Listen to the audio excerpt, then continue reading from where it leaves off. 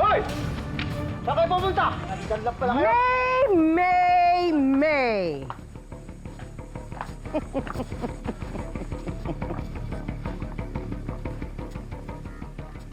Ano ba?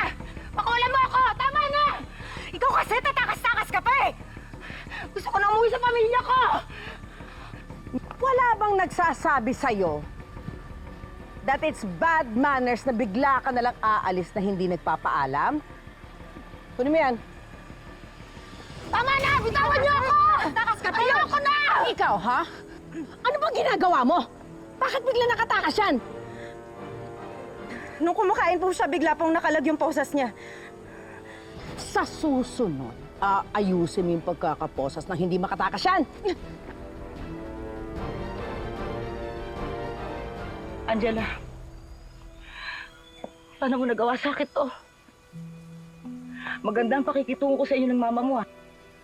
Bakit pati ako dinadama niyo sa garadyo kay Ikit?